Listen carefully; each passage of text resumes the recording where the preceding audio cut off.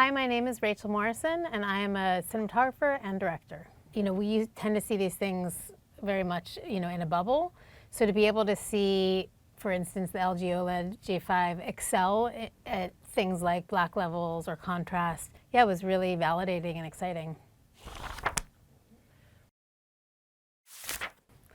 As a cinematographer, it's exciting to have a filmmaker mode where you have control, that especially to have a default that is already set to the kind of things that filmmakers and cinematographers have intended for their films, such as, the toe of the curve being a really true black, the shoulder being a white level with a nice gentle roll off, no smooth motion, which is, death to all filmmakers. But yeah, having some control in a consumer monitor is really fulfilling. One of the things that was really exciting about Black Panther and about this scene in particular is all the hand-to-hand combat. I think there's something very dynamic visually and, even emotionally about two people who are fighting physically with their bodies as opposed to with weapons from across the room, shooting at each other, etc. Here, because you're fighting not just for, to be king, but also to be representative of this beautiful country and land, it was just a really exciting chance to show all of the color in, in the wardrobe, in the environment, and I think just to keep the camera really fluid and oftentimes quite tight and close to our main characters and close to their eye lines. And the hope is that you really put the audience in their shoes and that they feel like they're fighting, alongside T'Challa. Yeah, that Wakanda is really represented in its most, beautiful light. It's so important to have detail and a richness and accuracy within the shadow of the curve. So to be able to see that scene, at a low level, it's the dead of night, there's very little to illuminate it other than the headlights in the cars that they're driving. It's it's everything. Any less than that wouldn't do justice to the scene and to the experience. One of the challenges when lighting the scene in the Sambasa forest in Nigeria is that it's supposed to be under just moonlight. There's no motivating light sources except for when the cars come through with their headlights. And one of the first things that Black Panther does is, basically use the magnetic force to dispose of their headlights. And so it really should just feel like moonlight. Dark, it's dark forest at night is inherently quite dark. And to do anything other than that would feel artificial. It would feel bright, it would feel lit.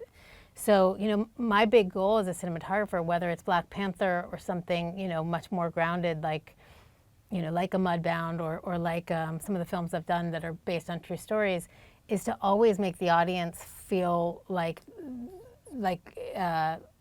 it could be real or like it really did happen or even like they are in the moment.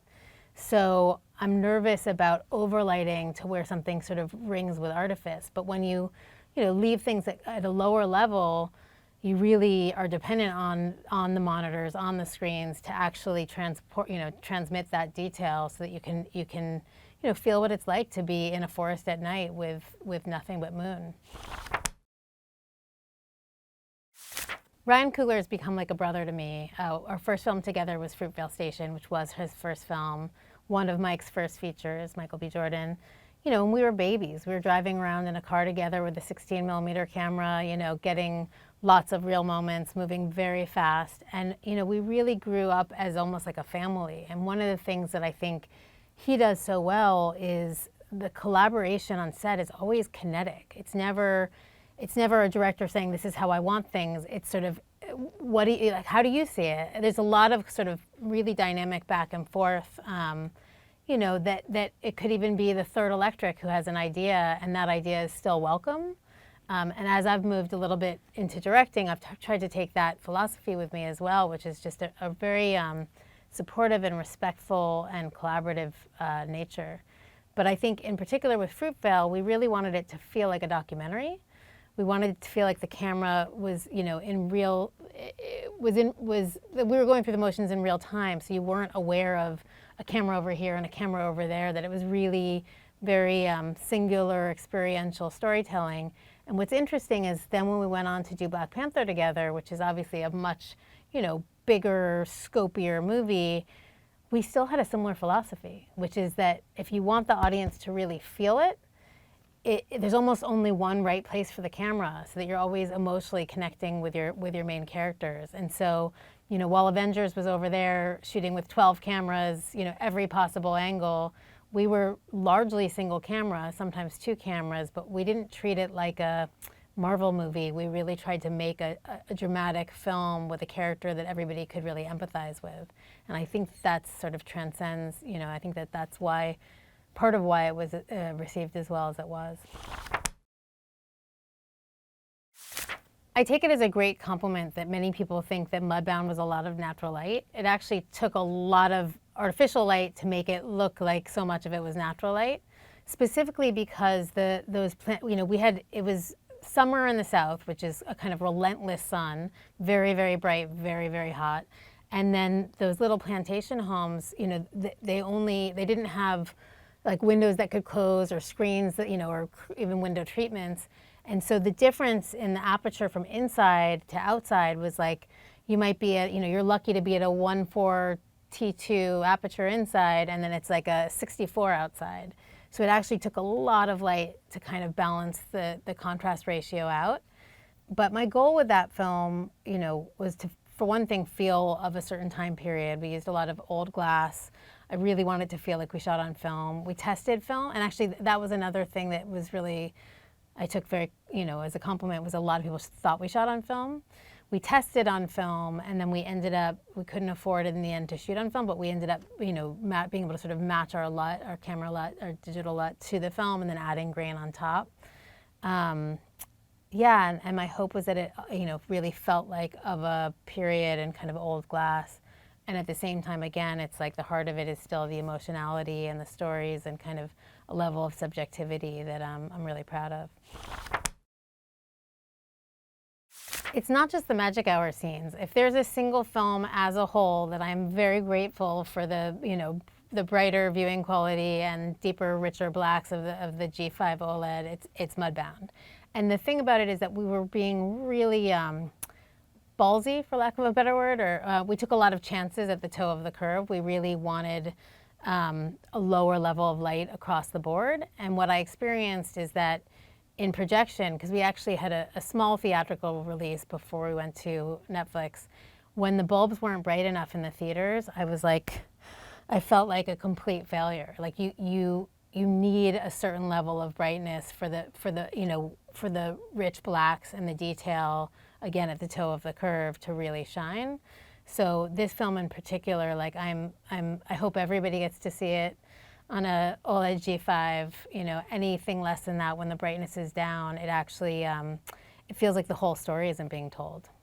It's not dissimilar from the forest scene in Black Panther. The thing about the South at this time, and the story we were telling, is that this white family had electricity and the black family didn't, and that's part of the the economic disparity. And so night by candle is a very different feeling than night by light bulb, and wanting to really be able to highlight that and what it feels like to be lit by just the light of the moon versus having candles and light bulbs and all of these other things, and really kind of almost tell a different color story there. And that detail really enhances the narrative undercurrent of parity, what it means to have money or not have money, or to be white or to be black, and at that time in the South.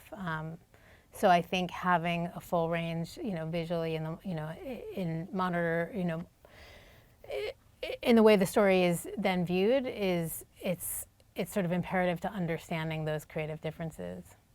I'd like to think that there's nuance in all the stories that I tell, but certainly, in this narrative where it's really about parity and about what it means to be white in the South versus being black in the South, and what it's like to be in the heat of summer and the bright, scalding sun of the day versus, night without electricity when it's just the moon. The detail, and the differentiation in the shadows versus the highlights becomes really critical. It is something that film does so well, and we were trying to emulate film. So to have a gradation there's storytelling in the shadows of that film, especially in that film. And I think if you don't have a monitor that is up to the task of telling that story, then you're not getting the full meaning. So I'm grateful for the G5 OLED for being able to really transport people, to that world. My home theater setup was actually built out of necessity because our living room is windows on 3 different sides with a view. We have a setup in the sort of kids room and also in our bedroom that are TV based, and that's where you go during the day. We'll have family film night, which is I have a 6-year-old and a 10-year-old, so finding something we can all agree on can be a little dicey. But there are movies that sort of transcend all of it, like Goonies or At Christmas, Home Alone. Like there are films that just are sort of perfect for families of all sizes and ages. And then for myself, I tend to, I'm a drama girl. Like I tend to watch dramatic films more than anything. I'm a wimp, so I can't really watch horror movies. Comedy, okay, but I think I always go back to dramatic storytelling is kind of where my sweet spot is. From my body of work, and we touched on this a little bit, but I think the film that would really benefit the most from the LG OLED TV is Mudbound. And that really is because so much of it, we were operating at the bottom of the curve. And so having a rich, dynamic black is going to make the biggest difference to that movie. I think as far as other films that I've really enjoyed that I would love to see on the LG OLED screen, there's so many. City of Lost Children, the Genet and Caro film, which is also, I think, it's in the tunnels. It's this fantastical underground world and also plays a lot, over the course of a night. Wong Kar-wai, kind of anything that he's done, but probably like some of his earlier collaborations with Chris Doyle, like Chungking Express is one of my favorites, but also In the Mood for Love, I think would really sing on an LG OLED G5. I'd be curious to see a black and white film, like maybe Night of the Hunter, which I know I said I don't like horror films, but that's like the one thriller that I'll make an exception for because it is like every frame is a photograph. And I think that also really, there's such a dynamic contrast in that film between the blacks and between the highlights that I think it would really benefit from an LG OLED screen. Maybe City of God, just because it's such a great film, and there's a dynamic energy to it. And also, it's a mix of 35 mil and 16 mil, so I think it'd be interesting to see the way the different grain structures play out.